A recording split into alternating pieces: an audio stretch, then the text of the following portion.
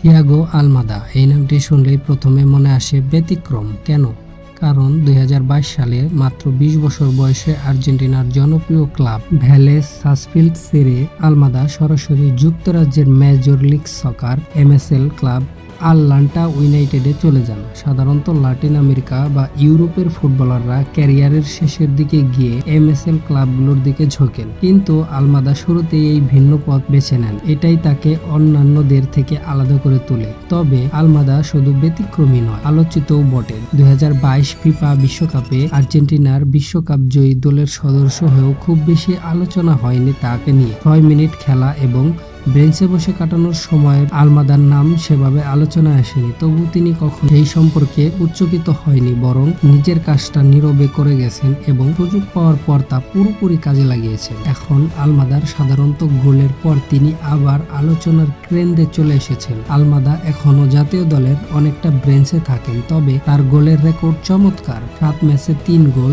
এবং একেবারে অল্প বয়সে অসাধারণ এক অর্জন। বিশ্বকাপ জয়ের পর পানামার বিপক্ষে এক ঐতিহাসিক গোল করেছিল, যা আর্জেন্টিনাকে প্রথম গোল এনে দিয়েছিল। এরপরই আলমাদার পক্ষে সুযোগ এসেছে নিজেকে আরো প্রমাণ করার, এবং তিনি সেটাকে যথাযথভাবে প্রমাণ করেছেন, বিশেষত উরুগুয়ের বিপক্ষে এক জাদুকরী গোলের মাধ্যমে। এছাড়াও আলমাদার জীবনযাত্রায় ছিল সংগ্রামী। বুয়েন্স আইরেসের রাস্তা ও বাড়ির এক এজারসিতোতে বেড়ে ওঠা, যেখানে তার পরিবার ফল ও সবজি বিক্রি করত। তার মধ্যে ফুটবল ছিল একমাত্র আশার আলো। তবে ফুটবলের প্রতি তার তীব্র আগ্রহ ও প্রতিভার কারণে তিনি সেই জীবন থেকেই মুক্তি পান এবং আজকের জায়গায় পৌঁছান। আর্জেন্টিনার দলে তার পজিশন নিয়ে যে অনেক প্রতিযোগিতা, বিশেষত লিওনেল মেসি, পাওলো দিবালা এবং লৌতারো মার্তিনেজদের মতো তারকাদের সঙ্গে আলমাদার ভবিষ্যৎ অনেক উজ্জ্বল। তার খেলার নিখুঁত স্পিড ফুটবল স্টাইল রয়েছে, যা কার্যকারিতা ও নান্দনিকতায় ভরপুর।